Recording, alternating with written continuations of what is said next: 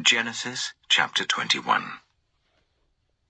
Now the Lord was gracious to Sarah, as he had said, and the Lord did for Sarah what he had promised.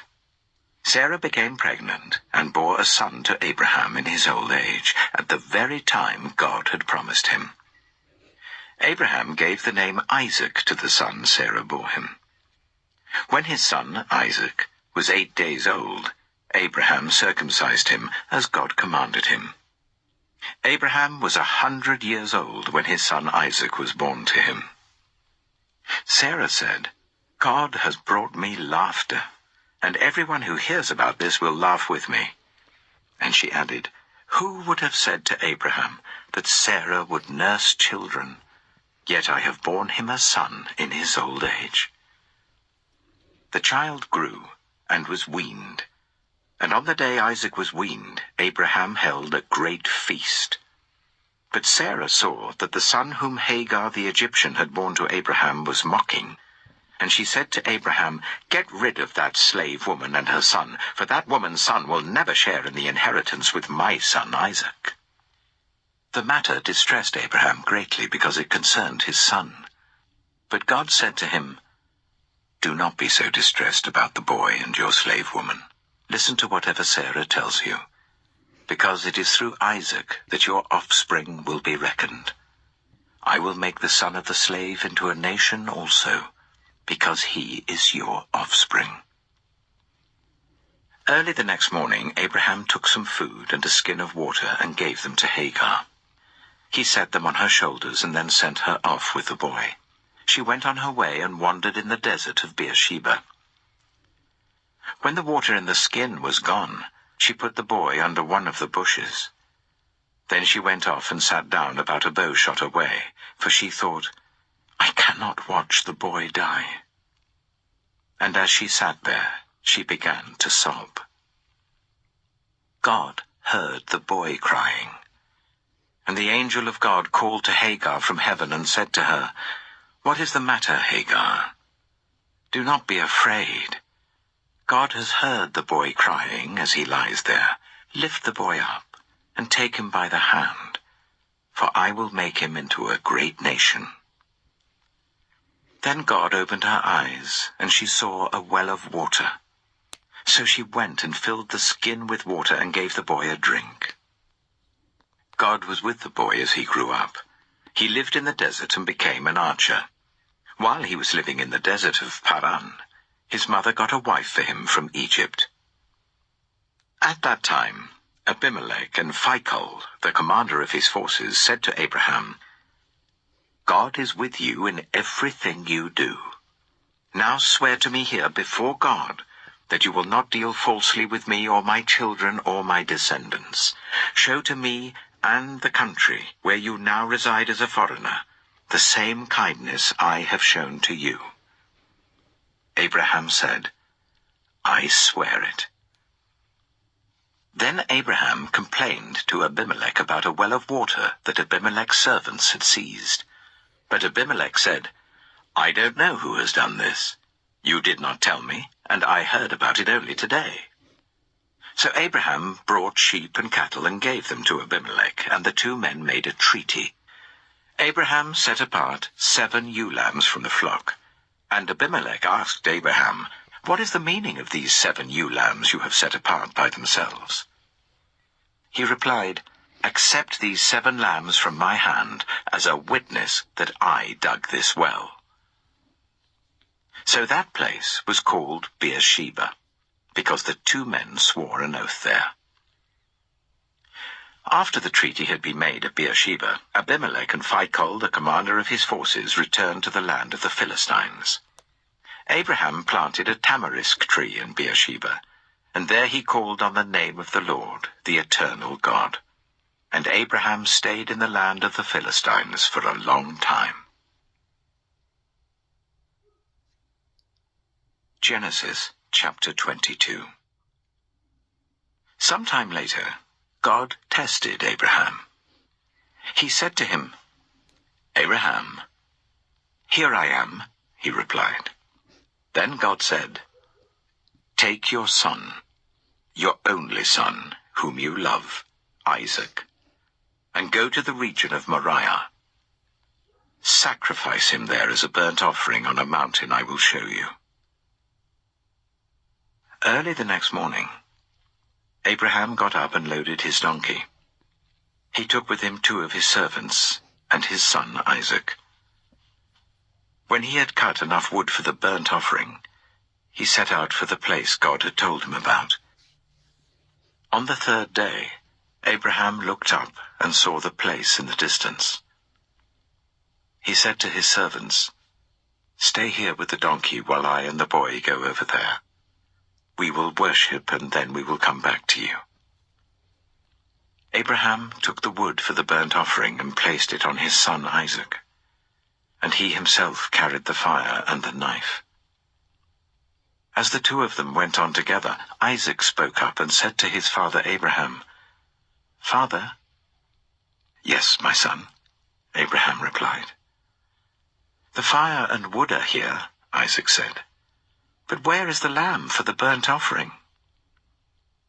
Abraham answered, "God himself will provide the lamb for the burnt offering, my son." And the 2 of them went on together.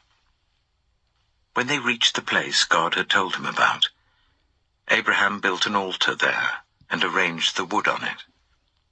He bound his son Isaac and laid him on the altar on top of the wood. Then he reached out his hand and took the knife to slay his son. But the angel of the Lord called out to him from heaven, "Abraham! Abraham!" "Here I am," he replied. "Do not lay a hand on the boy," he said. "Do not do anything to him.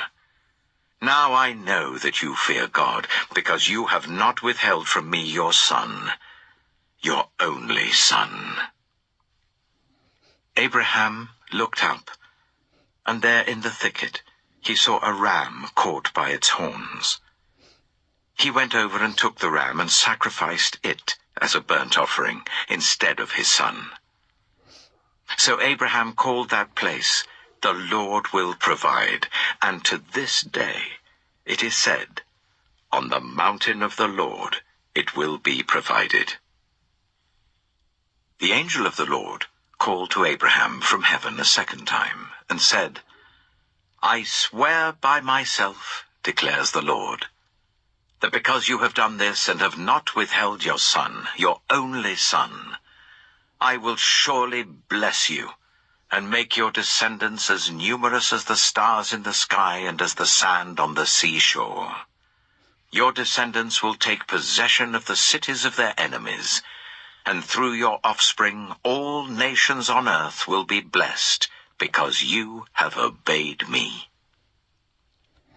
Then Abraham returned to his servants, and they set off together for Beersheba. And Abraham stayed in Beersheba. Some time later, Abraham was told, "Milcah is also a mother. She has borne sons to your brother Nahor.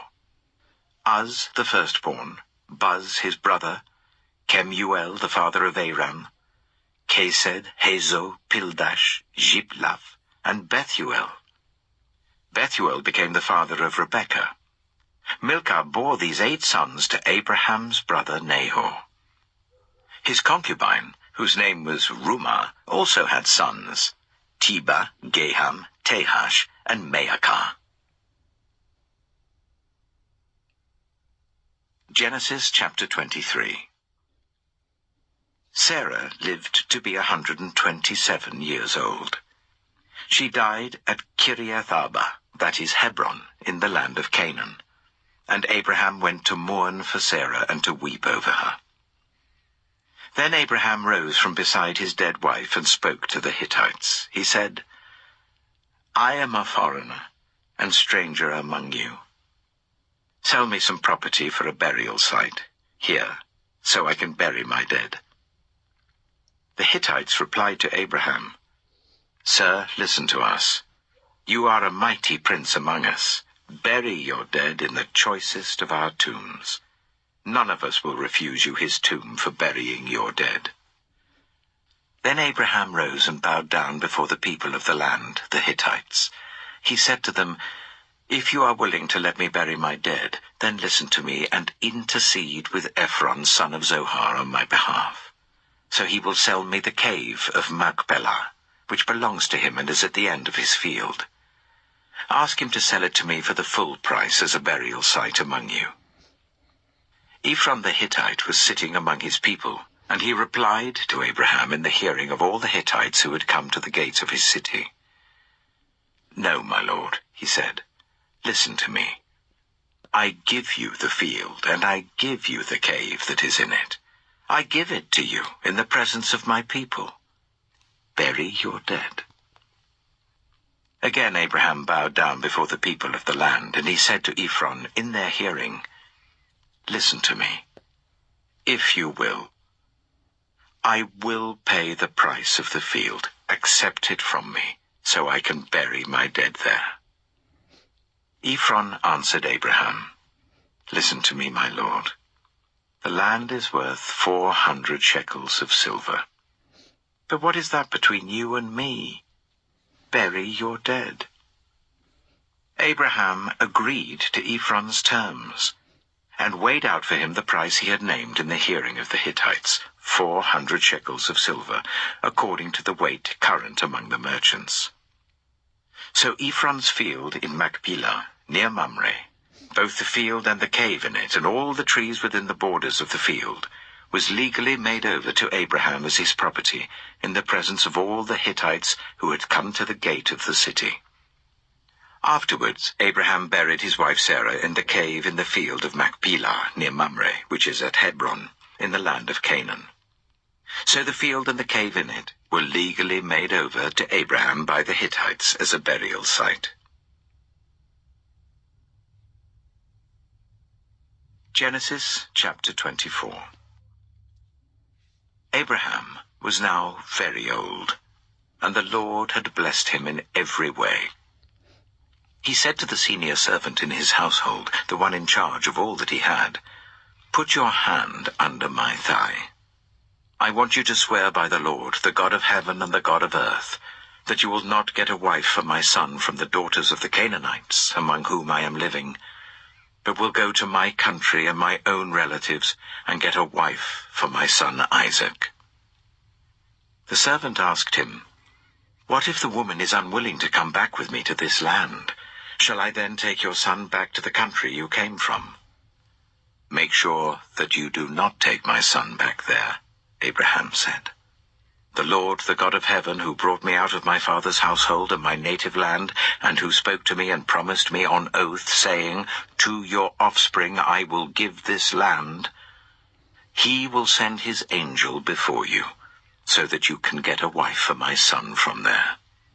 If the woman is unwilling to come back with you, then you will be released from this oath of mine.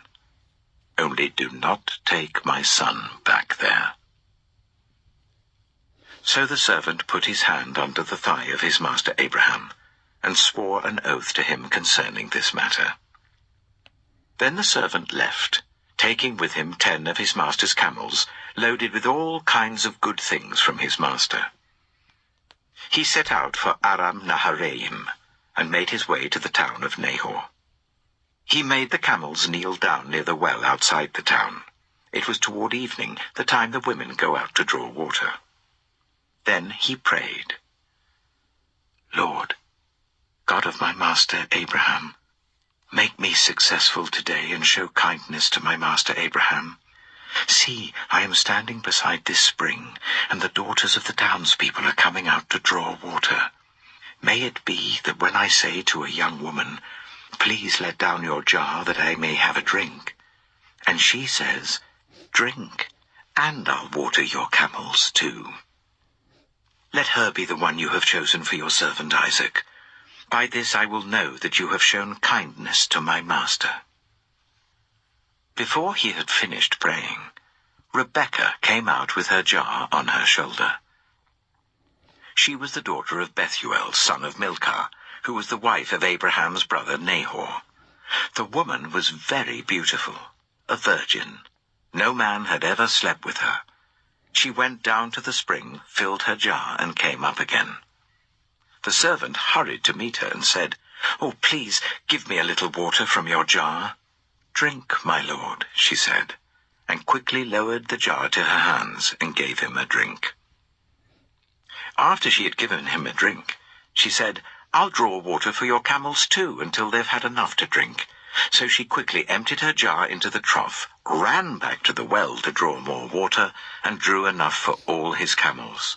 Without saying a word, the man watched her closely to learn whether or not the Lord had made his journey successful. When the camels had finished drinking, the man took out a gold nose ring weighing a beaker and 2 gold bracelets weighing 10 shekels. Then he asked, "Whose daughter are you? Please tell me, is there room in your father's house for us to spend the night?" She answered him, "I am the daughter of Bethuel, the son that Milcah bore to Nahor." And she added, "We have plenty of straw and fodder, as well as room for you to spend the night."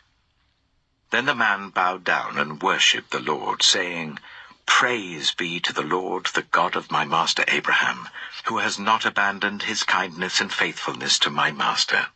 As for me, the Lord has led me on the journey to the house of my master's relatives." The young woman ran and told her mother's household about these things. Now Rebekah had a brother named Laban, and he hurried out to the man at the spring. As soon as he had seen the nose ring and the bracelets on his sister's arms, and had heard Rebekah tell what the man had said to her, he went out to the man and found him standing by the camels near the spring. "Come, you who are blessed by the Lord," he said. "Why are you standing out here? I have prepared the house and a place for the camels." So the man went to the house, and the camels were unloaded. Straw and fodder were brought for the camels, and water for him and his men to wash their feet. Then food was set before him. But he said, "I will not eat until I have told you what I have to say." "Then tell us," Laban said. So he said, "I am Abraham's servant. The Lord has blessed my master abundantly, and he has become wealthy. He has given him sheep and cattle, silver and gold, male and female servants, and camels and donkeys. My master's wife, Sarah, has borne him a son in her old age, and he has given him everything he owns. And my master made me swear an oath, and said, 'You must not get a wife for my son from the daughters of the Canaanites in whose land I live, but go to my father's family, to my own clan, and get a wife for my son.' Then I asked my master, 'What if the woman will not come back with me?' He replied, 'The Lord before whom I have walked faithfully will send his angel with you and make your journey a success, so that you can get a wife for my son, from my own clan and from my father's family. You will be released from my oath if, when you go to my clan, they refuse to give her to you. Then you will be released from my oath.' When I came to the spring today, I said, 'Lord, God of my master Abraham, if you will, please grant success to the journey on which I have come. See, I am standing beside this spring. If a young woman comes out to draw water, and I say to her, "Please let me drink a little water from your jar," and if she says to me, "Drink, and I'll draw water for your camels too," let her be the one the Lord has chosen for my master's son." Before I finished praying in my heart, Rebekah came out with her jar on her shoulder. She went down to the spring and drew water, and I said to her, "Please give me a drink." She quickly lowered her jar from her shoulder and said, "Drink, and I'll water your camels too." So I drank, and she watered the camels also. I asked her, "Whose daughter are you?" She said, "The daughter of Bethuel, son of Nahor, whom Milcah bore to him." Then I put the ring in her nose and the bracelets on her arms, and I bowed down and worshipped the Lord. I praised the Lord, the God of my master Abraham, who had led me on the right road to get the granddaughter of my master's brother for his son.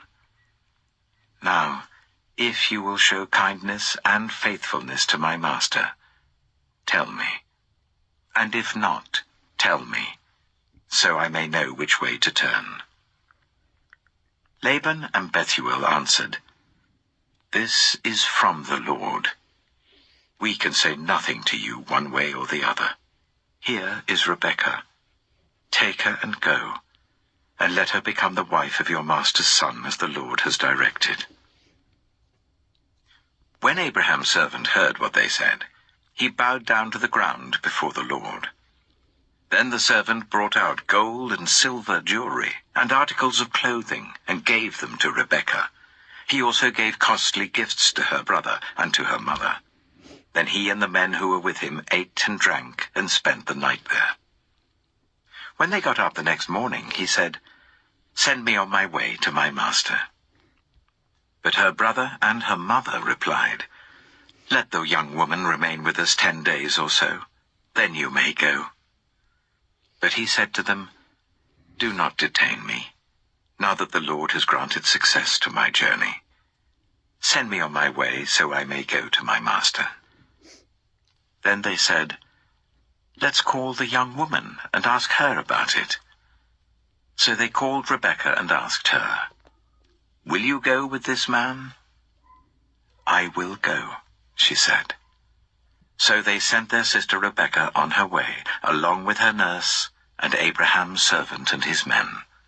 And they blessed Rebekah and said to her, "Our sister, may you increase to thousands upon thousands.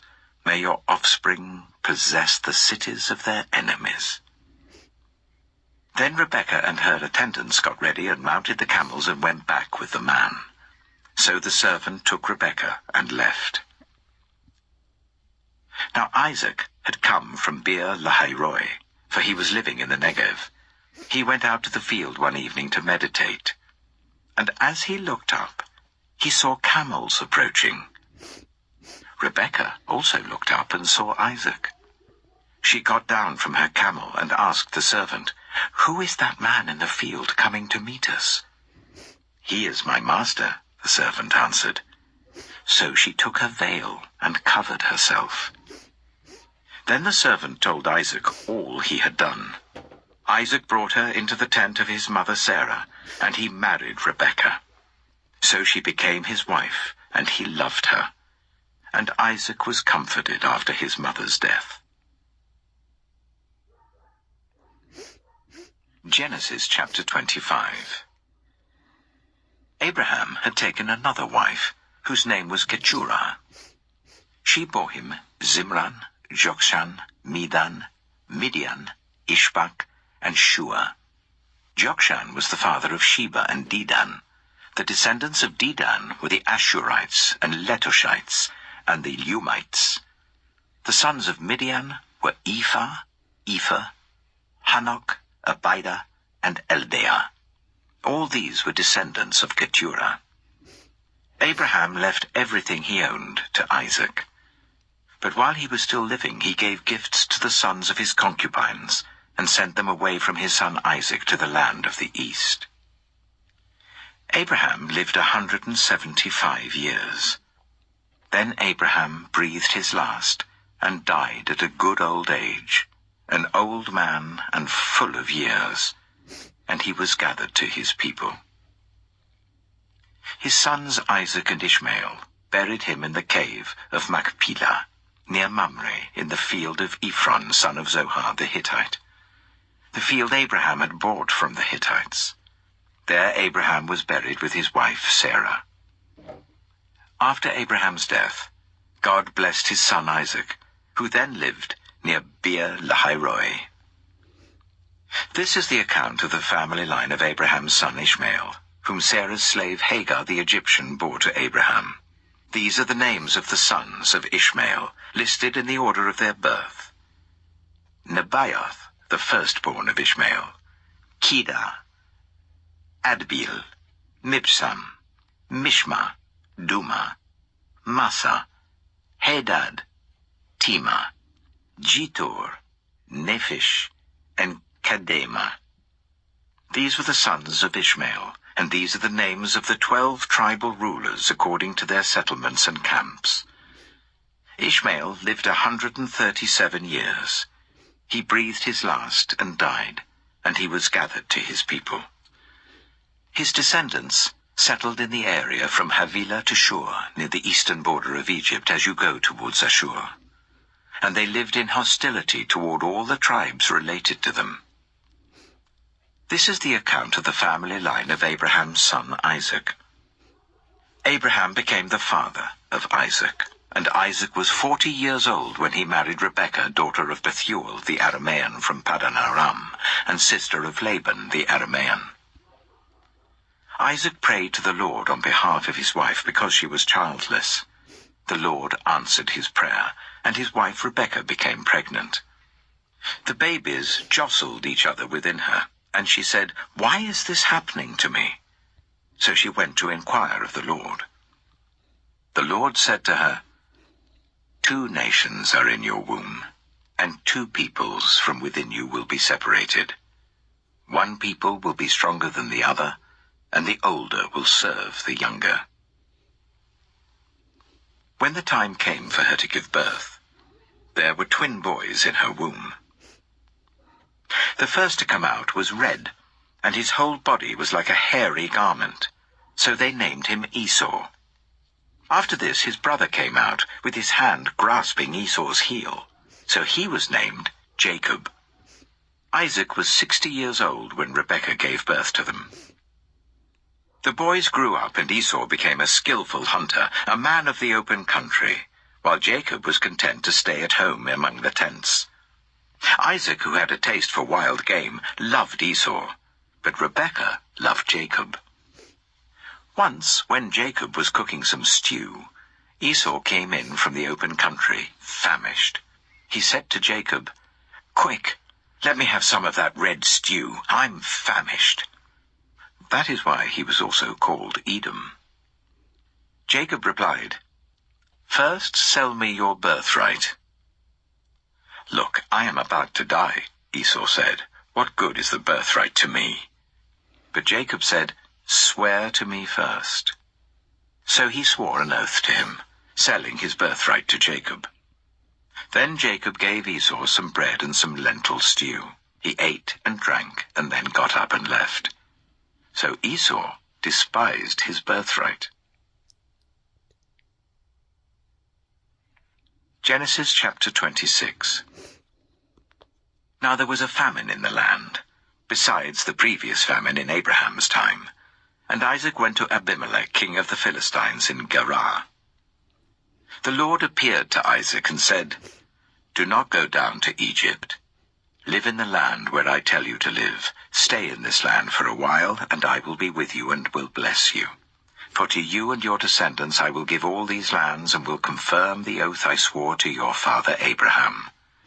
I will make your descendants as numerous as the stars in the sky, and will give them all these lands. And through your offspring all nations on earth will be blessed, because Abraham obeyed me and did everything I required of him, keeping my commands, my decrees, and my instructions." So Isaac stayed in Gerar. When the men of that place asked him about his wife, he said, "She is my sister," because he was afraid to say, "She is my wife." He thought, "The men of this place might kill me on account of Rebekah, because she is beautiful." When Isaac had been there a long time, Abimelech, king of the Philistines, looked down from a window and saw Isaac caressing his wife Rebekah. So Abimelech summoned Isaac and said, "She is really your wife. Why did you say, 'She is my sister'?"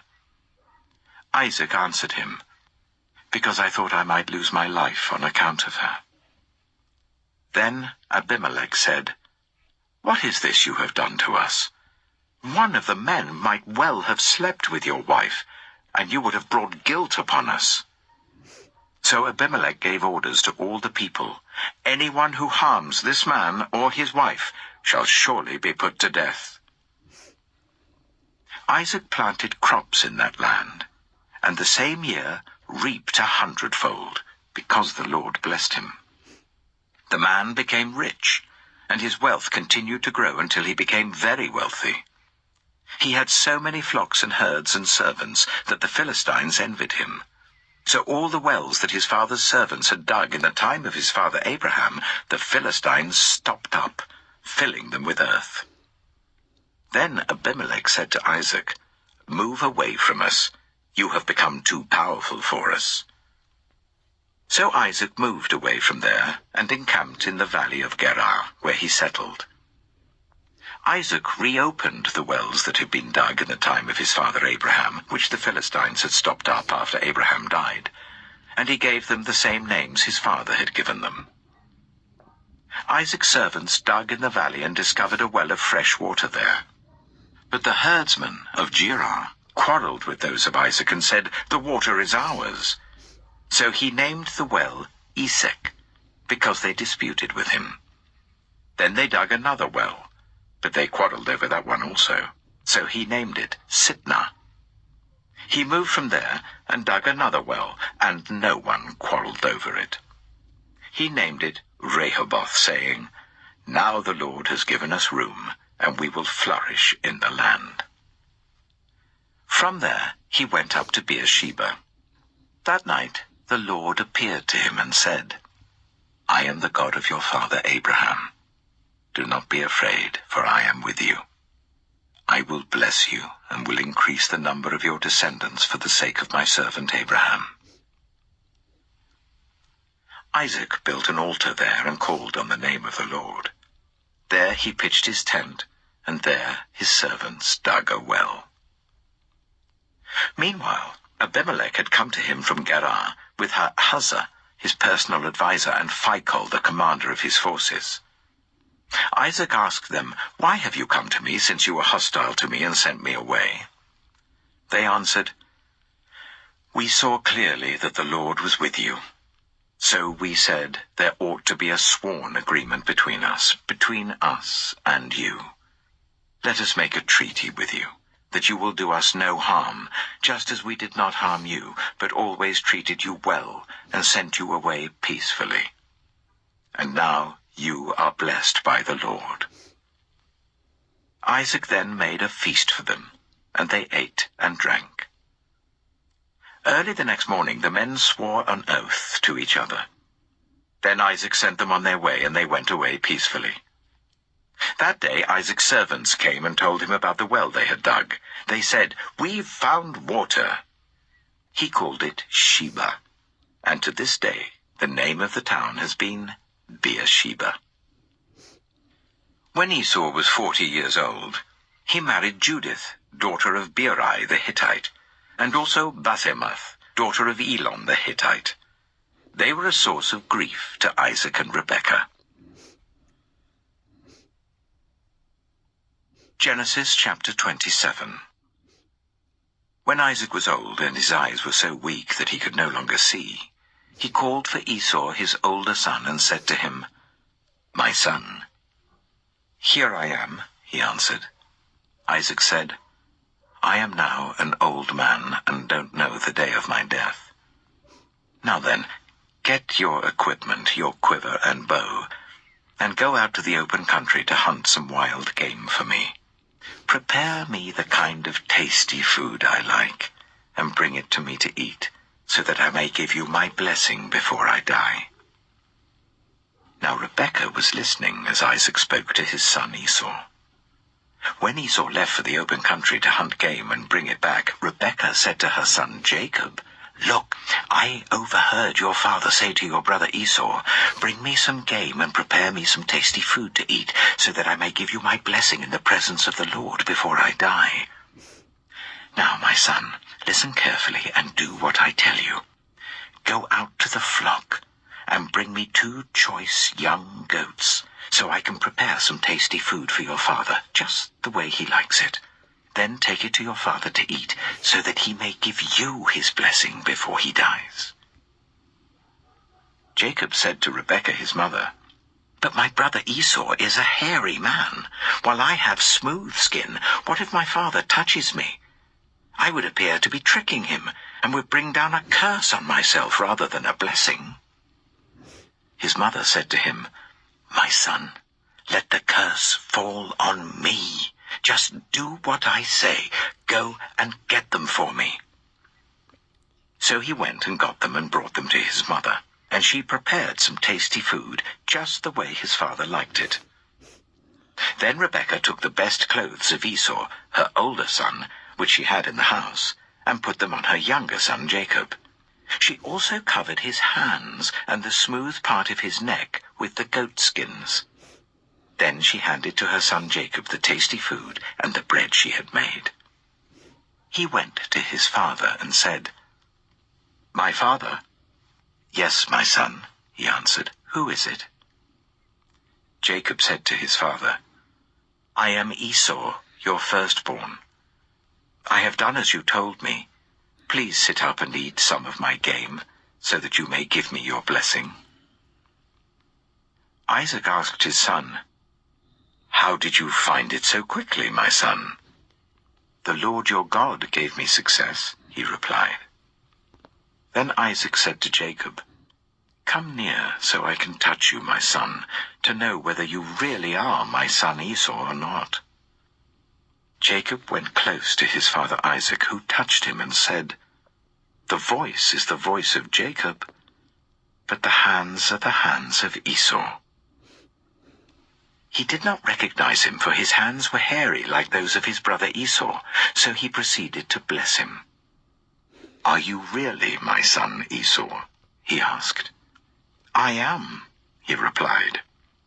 Then he said, "My son, bring me some of your game to eat, so that I may give you my blessing." Jacob brought it to him, and he ate, and he brought some wine, and he drank. Then his father Isaac said to him, "Come here, my son, and kiss me." So he went to him and kissed him.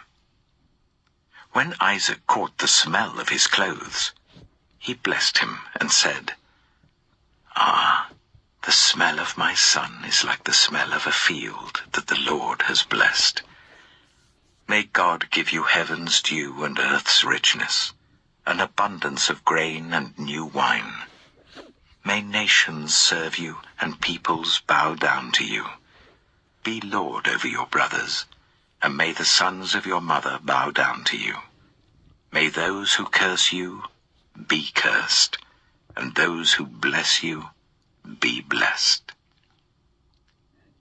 After Isaac finished blessing him, and Jacob had scarcely left his father's presence, his brother Esau came in from hunting.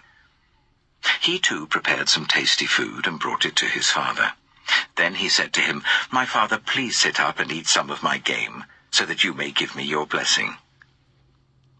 His father Isaac asked him, "Who are you?" "I am your son," he answered, "your firstborn, Esau." Isaac trembled violently and said, "Who was it, then, that hunted game and brought it to me? I ate it just before you came, and I blessed him, and indeed he will be blessed." When Esau heard his father's words, he burst out with a loud and bitter cry, and said to his father, "Bless me, me too, my father." But he said, "Your brother came deceitfully and took your blessing." Esau said, "Isn't he rightly named Jacob? This is the second time he has taken advantage of me. He took my birthright, and now he's taken my blessing." Then he asked, "Haven't you reserved any blessing for me?" Isaac answered Esau, "I have made him lord over you, and have made all his relatives his servants, and I have sustained him with grain and new wine. So what can I possibly do for you, my son?" Esau said to his father, "Do you only have one blessing, my father? Bless me too, my father." Then Esau wept aloud. His father Isaac answered him, "Your dwelling will be away from the earth's richness, away from the dew of heaven above. You will live by the sword, and you will serve your brother. But when you grow restless, you will throw his yoke from off your neck." Esau held a grudge against Jacob because of the blessing his father had given him. He said to himself, The days of mourning for my father are near. Then I will kill my brother Jacob." When Rebekah was told what her older son Esau had said, she sent for her younger son Jacob and said to him, "Your brother Esau is planning to avenge himself by killing you. Now then, my son, do what I say. Flee at once to my brother Laban in Haran. Stay with him for a while until your brother's fury subsides. When your brother is no longer angry with you and forgets what you did to him, I'll send word for you to come back from there. Why should I lose both of you in one day?" Then Rebekah said to Isaac, "I'm disgusted with living because of these Hittite women. If Jacob takes a wife from among the women of this land, from Hittite women like these, my life will not be worth living." Genesis chapter 28. So Isaac called for Jacob and blessed him. Then he commanded him, "Do not marry a Canaanite woman. Go at once to Paddan Aram, to the house of your mother's father Bethuel. Take a wife for yourself there from among the daughters of Laban, your mother's brother. May God Almighty bless you and make you fruitful and increase your numbers, until you become a community of peoples. May he give you and your descendants the blessing given to Abraham, so that you may take possession of the land where you now reside as a foreigner, the land God gave to Abraham."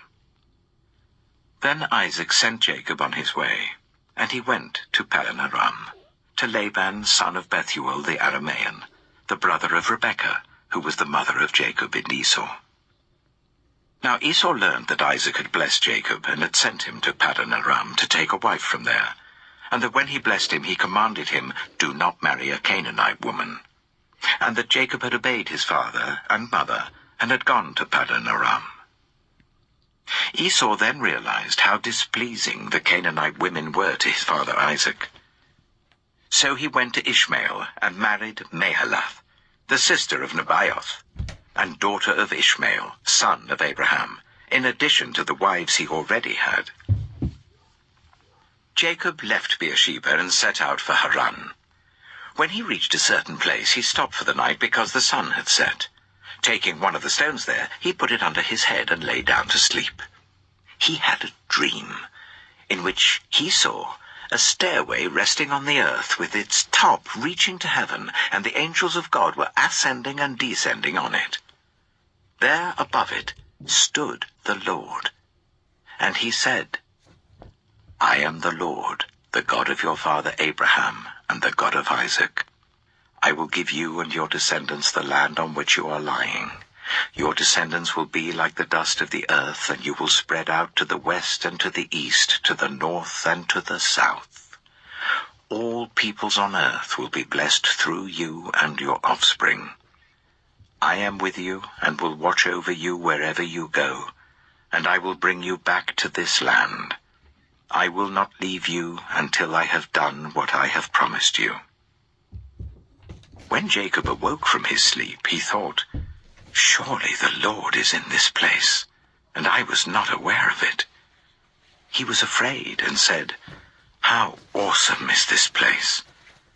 This is none other than the house of God. This is the gate of heaven." Early the next morning, Jacob took the stone he had placed under his head and set it up as a pillar and poured oil on top of it. He called that place Bethel, though the city used to be called Luz.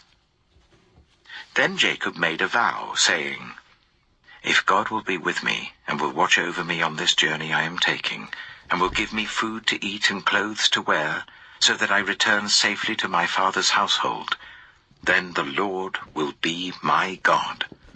And this stone that I have set up as a pillar will be God's house, and of all that you give me, I will give you a tenth."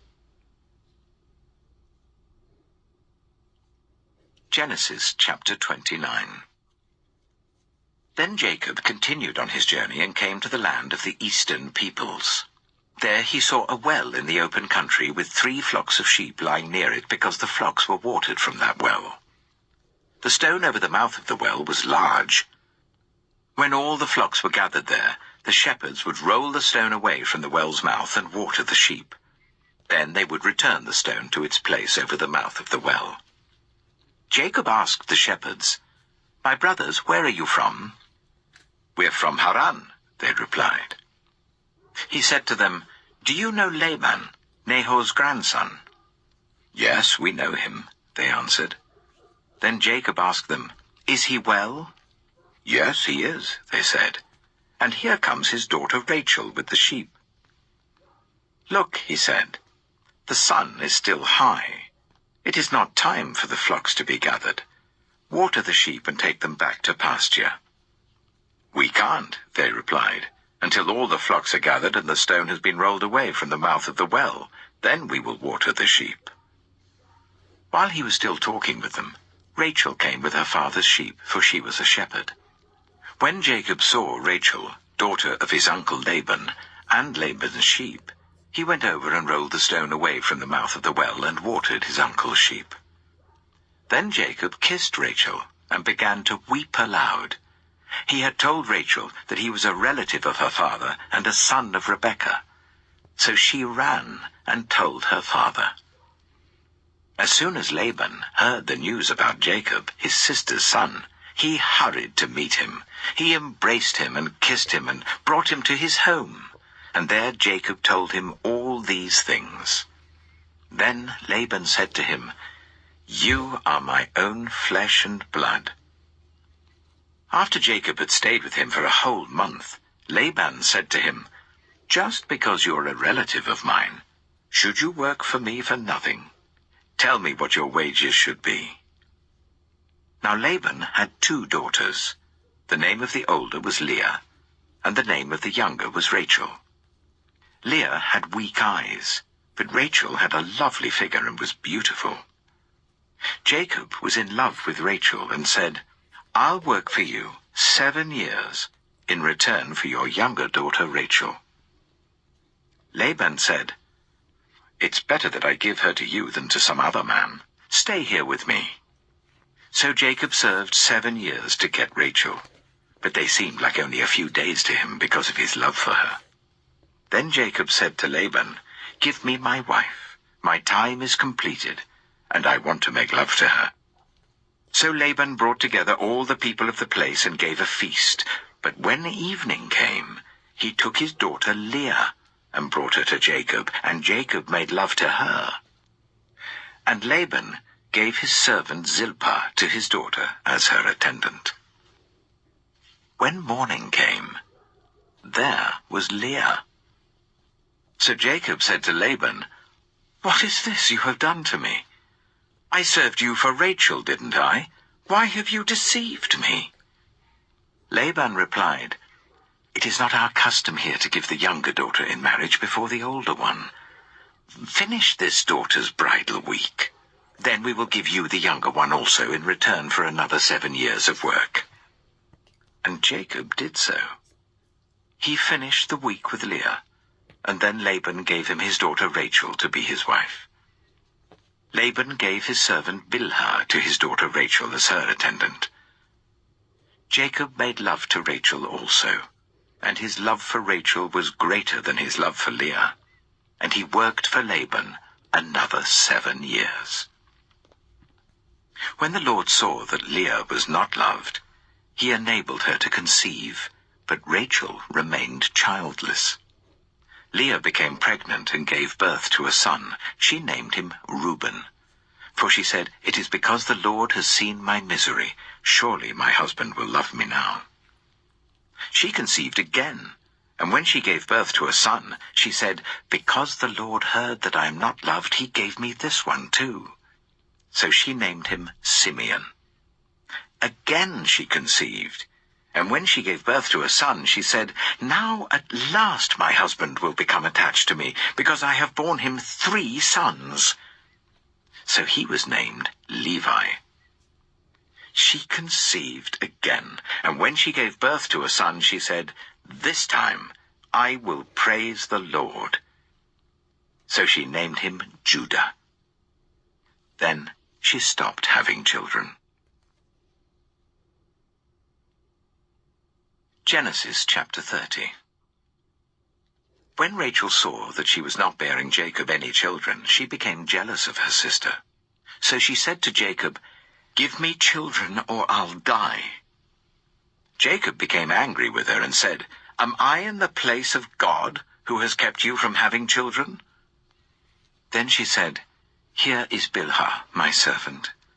Sleep with her, so that she can bear children for me, and I too can build a family through her." So she gave him her servant Bilhah as a wife. Jacob slept with her, and she became pregnant and bore him a son. Then Rachel said, "God has vindicated me. He has listened to my plea and given me a son." Because of this, she named him Dan. Rachel's servant Bilhah conceived again and bore Jacob a second son. Then Rachel said, "I have had a great struggle with my sister, and I have won." So she named him Naphtali. When Leah saw that she had stopped having children, she took her servant Zilpah and gave her to Jacob as a wife. Leah's servant Zilpah bore Jacob a son. Then Leah said, "What good fortune!" So she named him Gad. Leah's servant Zilpah bore Jacob a second son. Then Leah said, "How happy I am! The women will call me happy." So she named him Asher. During wheat harvest, Reuben went out into the fields and found some mandrake plants, which he brought to his mother Leah. Rachel said to Leah, "Please give me some of your son's mandrakes." But she said to her, "Wasn't it enough that you took away my husband? Will you take my son's mandrakes too?" "Very well," Rachel said. "He can sleep with you tonight in return for your son's mandrakes." So when Jacob came in from the fields that evening, Leah went out to meet him. "You must sleep with me," she said. "I have hired you with my son's mandrakes."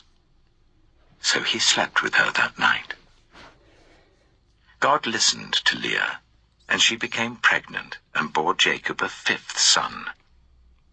Then Leah said, "God has rewarded me for giving my servant to my husband." So she named him Issachar. Leah conceived again and bore Jacob a sixth son. Then Leah said, "God has presented me with a precious gift. This time my husband will treat me with honor because I have borne him 6 sons." So she named him Zebulun. Some time later she gave birth to a daughter and named her Dinah. Then God remembered Rachel. He listened to her and enabled her to conceive. She became pregnant and gave birth to a son, and said, "God has taken away my disgrace." She named him Joseph, and said, "May the Lord add to me another son." After Rachel gave birth to Joseph, Jacob said to Laban, "Send me on my way so I can go back to my own homeland. Give me my wives and children for whom I have served you, and I will be on my way. You know how much work I've done for you." But Laban said to him, "If I have found favor in your eyes, please stay. I have learned by divination that the Lord has blessed me because of you." He added, "Name your wages, and I will pay them." Jacob said to him, "You know how I have worked for you, and how your livestock has fared under my care. The little you had before I came has increased greatly, and the Lord has blessed you wherever I have been. But now, when may I do something for my own household?" "What shall I give you?" he asked. "Don't give me anything," Jacob replied. "But if you will do this one thing for me, I will go on tending your flocks and watching over them. Let me go through all your flocks today and remove from them every speckled or spotted sheep, every dark-colored lamb, and every spotted or speckled goat. They will be my wages, and my honesty will testify for me in the future, whenever you check on the wages you have paid me. Any goat in my possession that is not speckled or spotted, or any lamb that is not dark-colored, will be considered stolen." "Agreed," said Laban. Let it be as you have said."